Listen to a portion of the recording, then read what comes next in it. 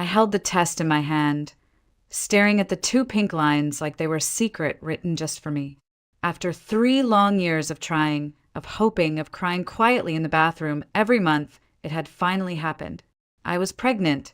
I pressed the little plastic stick to my chest and let out a trembling breath. The baby was so small, still hidden, still quiet, but real.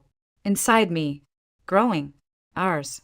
In the kitchen, the October sun spilled through the windows, warm and golden, lighting up the table I had spent all morning decorating. My hands moved on instinct now, adjusting silverware, fluffing napkins, checking the roast for the 5th time. Today was my mother-in-law's 60th birthday, and every inch of the house was dressed for celebration. But I had my own secret to celebrate, my own joy humming just beneath the surface of it all. I imagined the moment. Ethan would take my hands, eyes wide with wonder, and spin me around the room.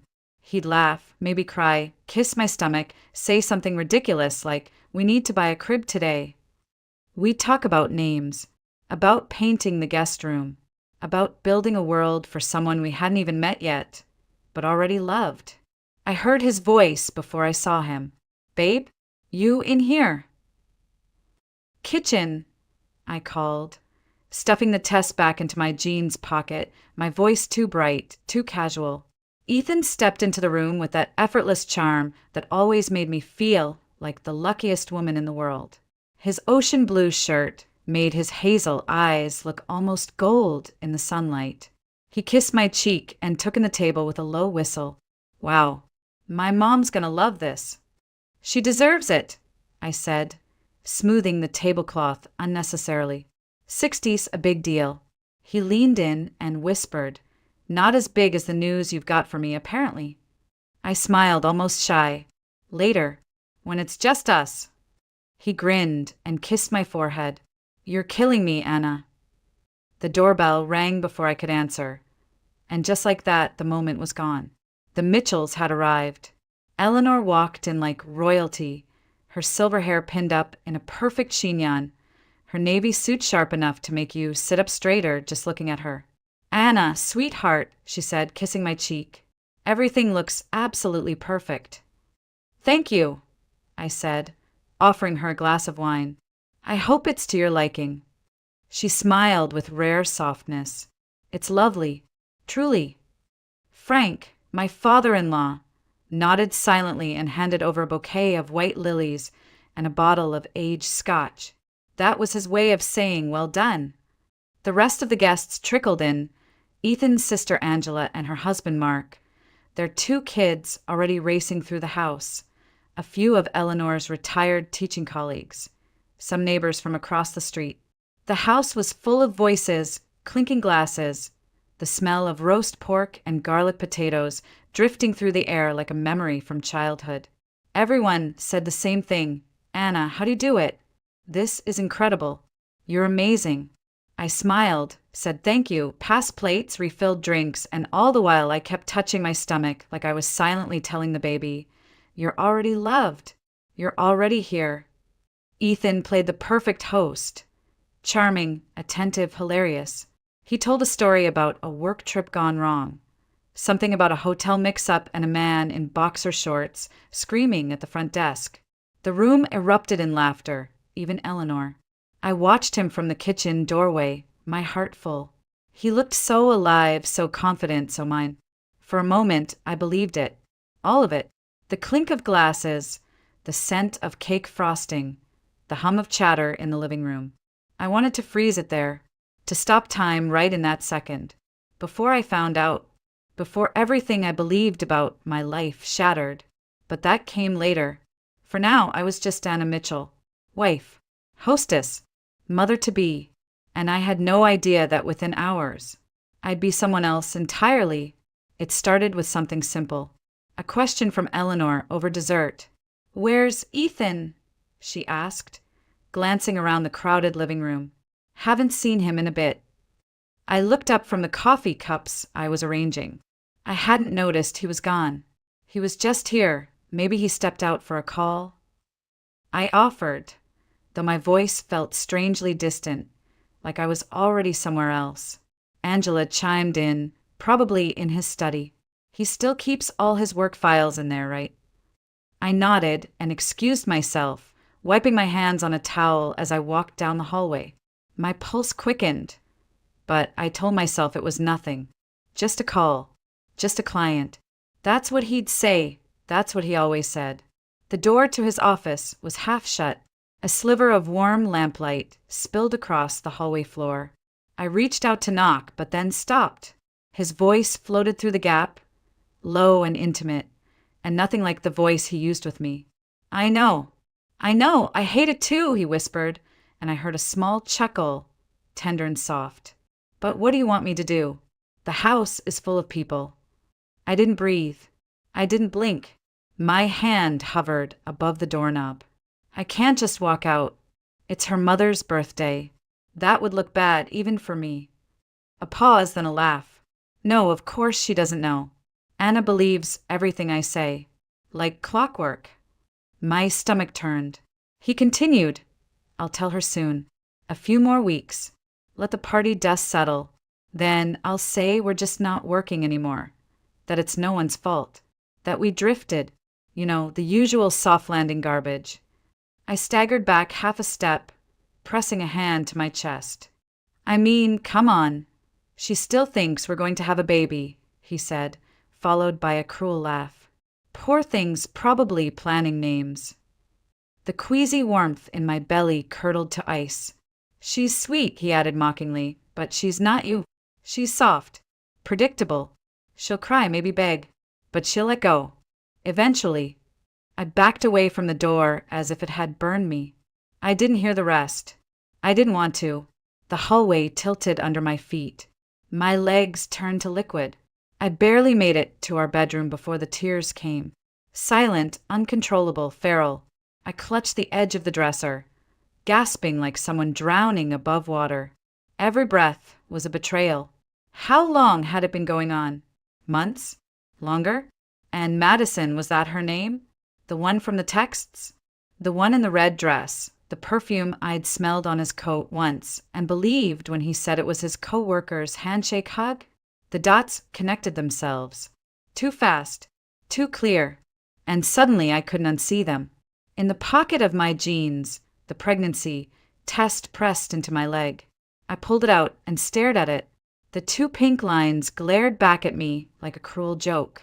How was I supposed to tell him now? How could I say, we're going to be parents, to a man who was already planning to leave, to a man who thought I was weak, predictable, disposable? I heard his laughter from down the hallway, heard glasses clinking, the sound of a cake being cut, life moving on, oblivious, while mine was splitting down the middle. I washed my face, bit down hard on the scream building in my throat. I looked at myself in the mirror, a woman trying to hold her shape. Then I smiled, just enough, just wide enough to pass. By the time I returned to the living room, Ethan had reappeared, charming as ever, holding court like nothing had happened. His arm brushed mine as I passed, and he whispered, "You good?" I nodded. I lied, because the truth was, I had never been less okay in my life.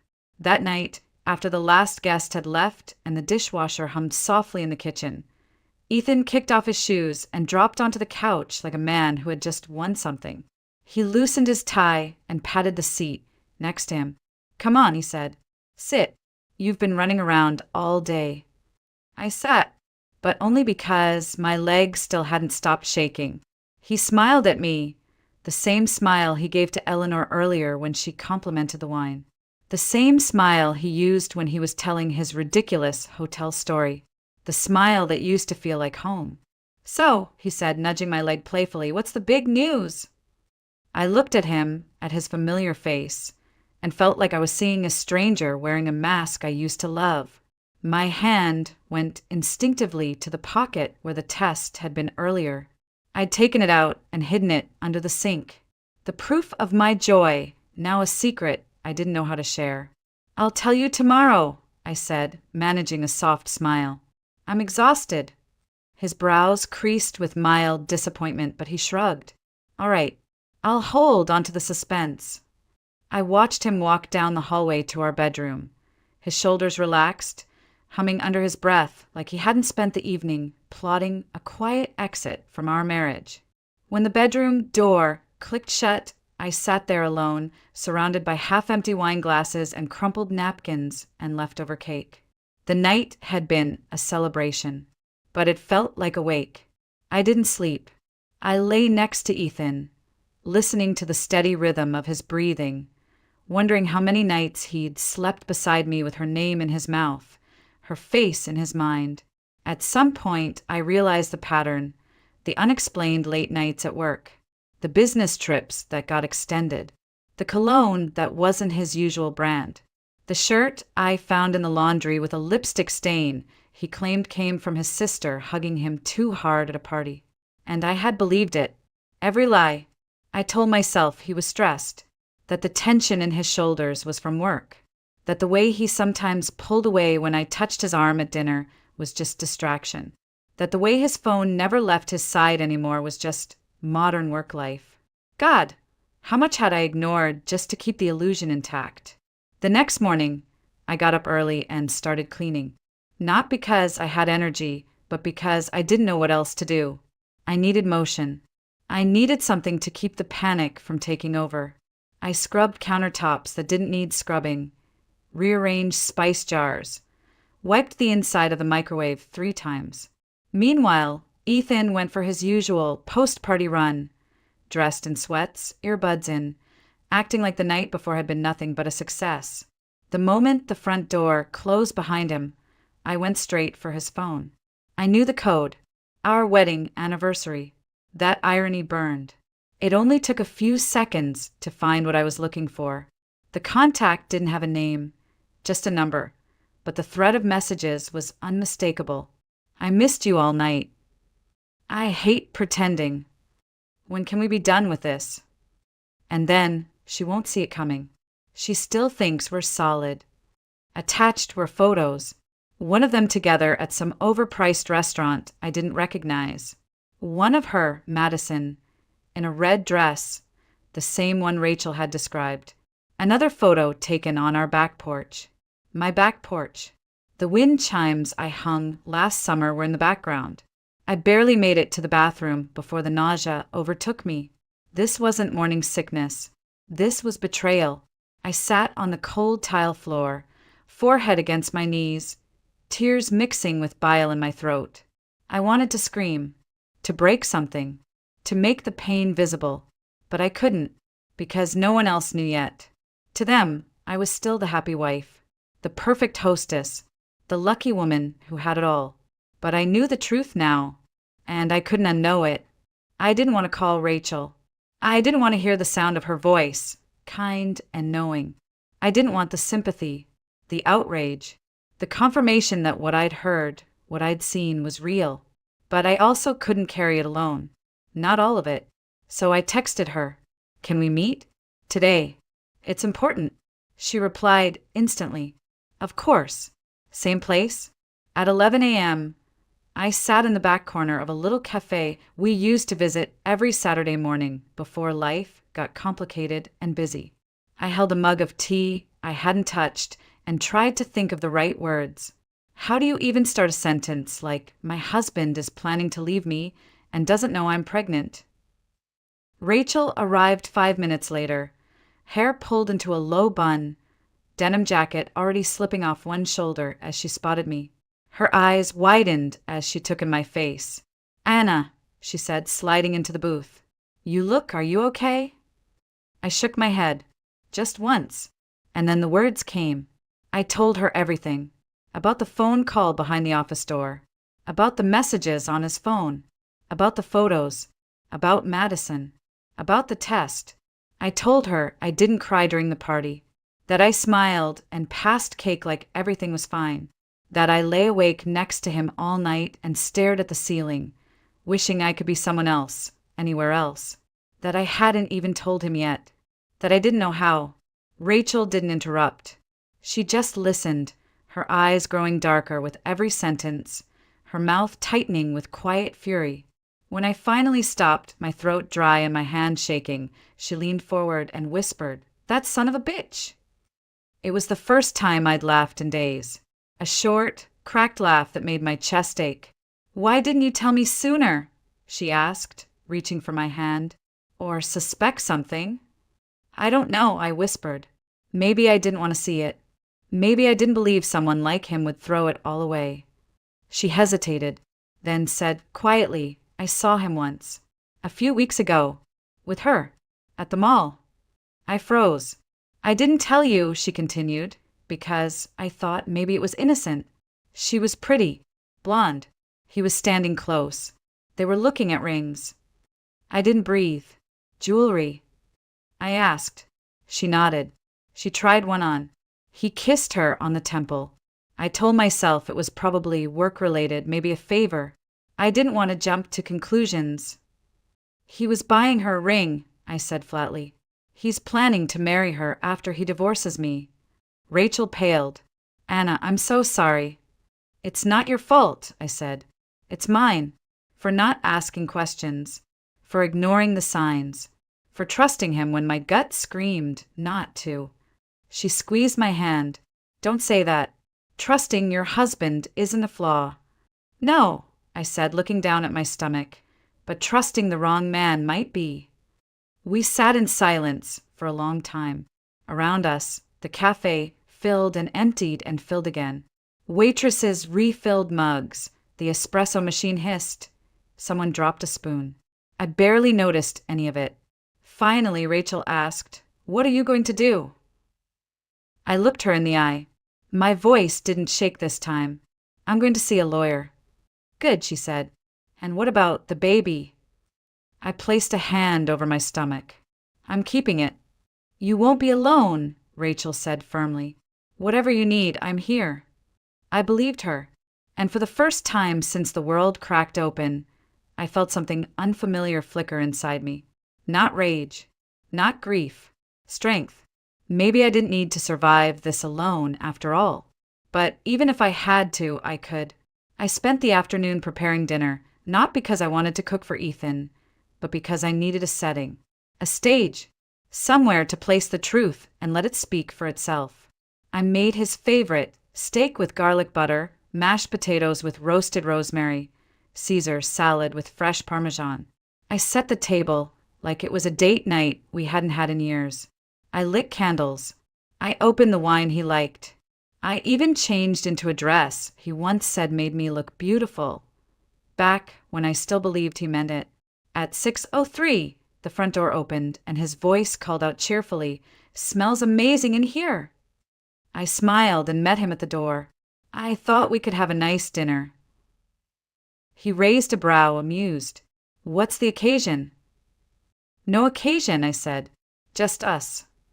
He kissed my cheek and wandered into the dining room, humming as he poured himself a glass of wine. "Wow," he said, looking at the table. "This looks incredible, babe."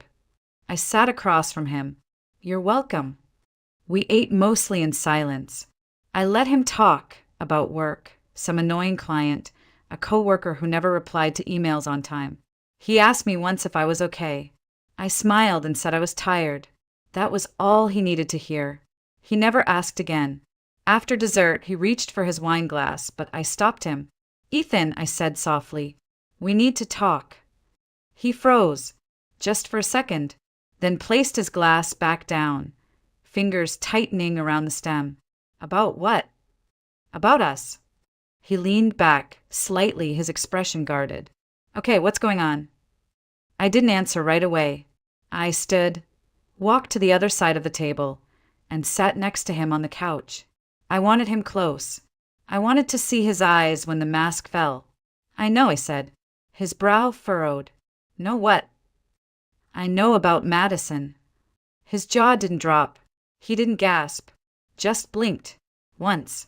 Slowly. "What are you talking about?" "I heard your phone call during the party," I continued. "I read the messages. I saw the pictures. You can stop pretending now." A long pause. Then, quietly, "How long have you known?" "Since your mother's birthday," I said. "Happy anniversary." He rubbed his hands over his face, exhaled, and looked down at the floor. I didn't want it to happen like this. But you did want it to happen. He looked up at me, eyes full of something between shame and resignation. Yes. Do you love her? Silence. Then a nod. I swallowed hard. It didn't hurt as much as I thought it would. Maybe because the hurt had already settled in. Maybe because part of me knew all along. And me? I asked, did you ever love me? He looked at me then. Really looked.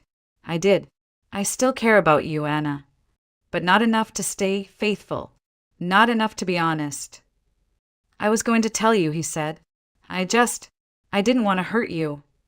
I laughed, bitter and cold. Too late. He reached for my hand, but I pulled away. There's more, I said. I'm pregnant. That got him. His head snapped toward me, eyes wide. What? I found out the morning of the party, I said. I was going to tell you, before I found out who you really are. He stood up and began pacing. You're serious? I nodded. He ran both hands through his hair. Oh my God, this changes everything. No, I said. It doesn't. He stopped. Anna, I'm keeping the baby, I said calmly. And I'm filing for divorce tomorrow. His mouth opened, then closed.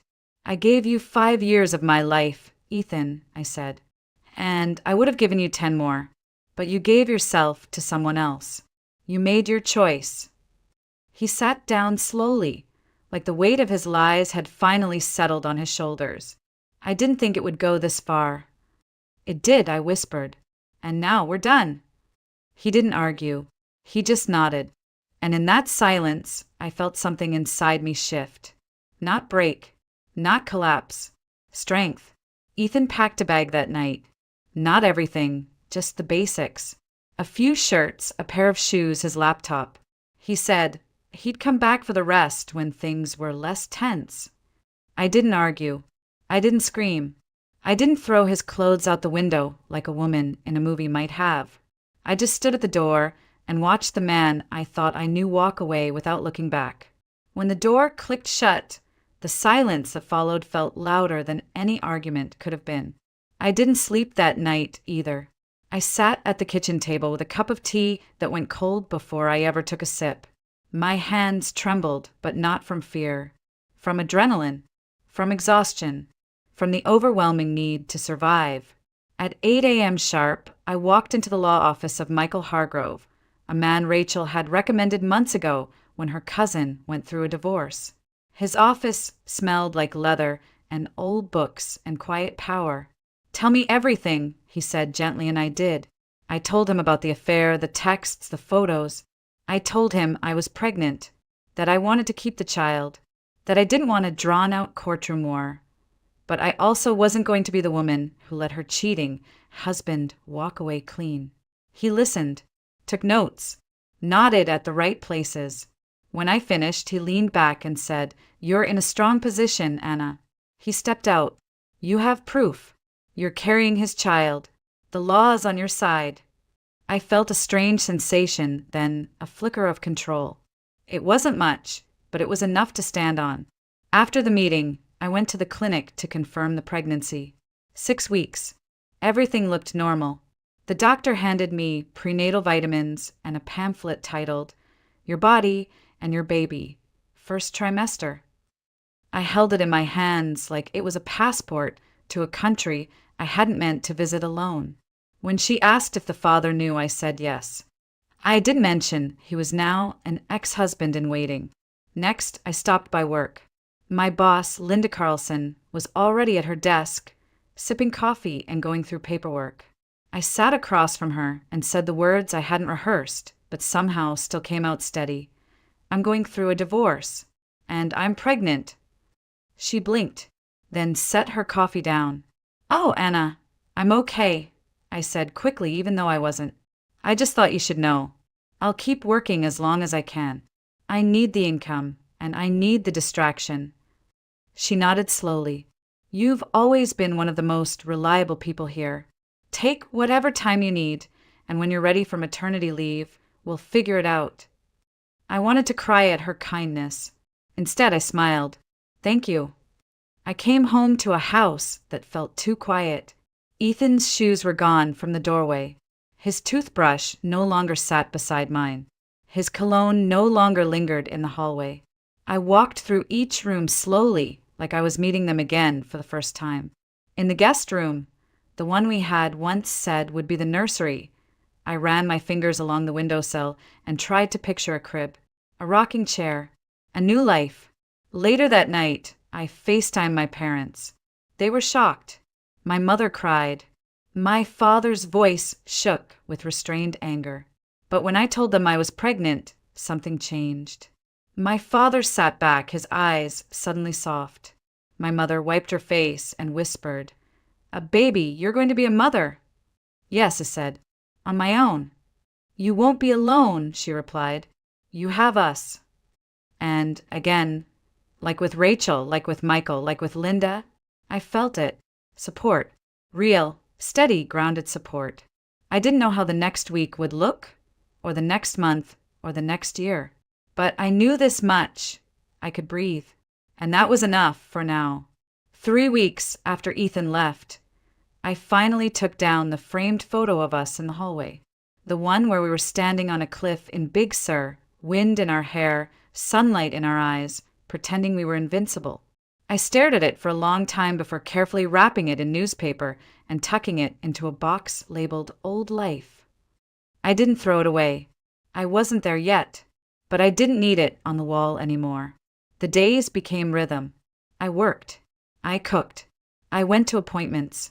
I started a journal, not the kind where you write about your feelings with flowers in the margins, but one where I recorded symptoms, cravings, strange dreams, baby name ideas, and notes to the little life growing inside me. "You're the reason I get up when I don't want to," I wrote one night. "You're the reason I haven't fallen apart." My body began to change, subtle at first. A tighter waistline, a deeper hunger, a fatigue that no coffee could cure. But inside I was rebuilding, not just from Ethan's betrayal, but from years of being small to keep someone else comfortable. Years of folding myself down so his ego could stretch out on the couch. Now I was unfolding. Rachel helped me clear out his things. She didn't ask questions, just brought trash bags and determination. "Do you want to burn this?" she joked, holding up one of his college sweatshirts. I laughed. Tempting. But no. Let's just drop it at Goodwill. Let someone else warm their arms with what I've outgrown. We worked in silence, mostly. Boxed up books. Tossed old razors. Scrubbed the bathroom like we were erasing his presence. When we finished, the house felt lighter, airier, like I could finally hear myself think. That night, I lit a single candle and curled up on the couch with a bowl of soup and a baby book Rachel had gifted me. "You're stronger than you think," the first page read. And for once, I believed it. Ethan tried to contact me twice. Once by text, "Can we talk?" "I miss you." I didn't reply. The second time, he showed up at the door. It was raining. He looked soaked, disheveled, like a man who'd lost his script. "I just want to talk," he said. "No," I replied, calm and steady. "You don't. You want to feel better." "I made a mistake." "You made a choice," I corrected. "Now live with it." He looked over my shoulder toward the hallway, maybe expecting to see some trace of his former life. The shoes, the photos, the woman who used to say yes too easily. But that woman wasn't here anymore. "I hope Madison was worth it," I said gently, then closed the door. I didn't cry afterward. I sat down, folded a load of laundry, and put on soft music while I made a grocery list. Not because I wasn't angry, not because I wasn't still healing, but because I was doing something Ethan never thought I could do. I was moving forward. On Sunday morning, I walked into a local parenting class at the community center, alone. I introduced myself to the group and took a seat in the back. A woman named April sat beside me and smiled. "First one." I nodded. "Me too," she said. "My ex ran off to Colorado with his yoga instructor." We both laughed. There was something healing about that laugh. like we weren't victims. We were women in motion, women becoming. And as I drove home later that afternoon, the fall sun warm on my face, I realized something else. I wasn't just surviving, I was standing. And soon, I'd be ready to run. The first time I heard her cry, everything else disappeared. The white walls of the hospital, the sterile scent, the nurse's gentle rush around me. None of it mattered. All I could hear was her voice, tiny, fierce, undeniably alive. They placed her on my chest, and she was warm and damp and pink and perfect. I stared down at her, this little soul who had grown quietly inside me through months of heartbreak and change, and whispered, "Hi, baby. It's just us now." And it was enough. I named her Clara Grace. Clara because it means bright, clear. And that's what she was to me, the clarity after the storm. Grace, because I'd survived only by learning to give myself some. Rachel was the first to visit. She brought flowers and a stuffed fox and a giant thermos of soup. "You did it," she said, eyes wide with pride. "No," I replied, "we did." The nurses said I was one of the calmest first-time mothers they'd ever seen. I didn't tell them it was because I'd already lived through the hardest part. Labor had nothing on betrayal. My parents came 2 days later. My father held Clara like she was made of glass, and my mother wept so gently I almost didn't notice until she kissed my forehead. "I'm sorry for everything we didn't see," she whispered, "but I see you now." I stayed at their house for the first month, not because I couldn't manage on my own, but because it gave them a chance to love me in the way I hadn't let them before. And maybe because I needed to be loved without condition. Ethan sent a letter. No return address. Just his handwriting on cream-colored paper. "I don't deserve to be a father, but if you ever want her to know me, I'll wait." I read it once. Then again. Then I folded it and tucked it into the back of Clara's baby book. Not as an invitation, but as a record. A reminder that people make choices, and those choices shape everything. I never replied. We moved back into my house that winter. I painted the nursery yellow. I hung up tiny prints of flowers and clouds and framed a quote above her crib. "You are loved. You are safe. You are wanted." And I meant it with every cell in my body. Some nights, when Clara wouldn't sleep, I'd walk the hallway with her cradled against my shoulder, whispering songs I barely remembered learning. I'd press my cheek to hers and tell her stories, not about Ethan, but about strength, about joy, about beginnings that come after endings, about how she saved me without even knowing it. I started writing again. Not just journals this time, but real stories. About women finding their voices. About mothers who rise. I submitted one to a small online magazine. They published it. A month later, another editor reached out. Then another. People wanted to hear what I had to say. I created a small writing nook in the corner of the living room, right beside Clara's play mat. She'd lie on her back and kick her legs while I typed. Every once in a while, I'd read her a line, just to see if she smiled. She always did. And on the rare day I felt the old sadness creep back in, the loneliness, the ache of what was lost, I'd open the front door, step into the sunlight, and whisper, "Look what we built, baby. Just us."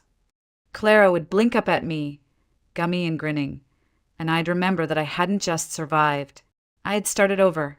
And in this quiet, honest life, with its laundry piles and lullabies, its 3 a.m. feedings and 6 p.m. sunsets, I found something Ethan never gave me. Peace. She doesn't know it yet, but Clara is my redemption. And when she's old enough to understand, I'll tell her, "Your father left, but I stayed. You were never abandoned. You were chosen every day, every minute by me. Because in the end, she's all I need now."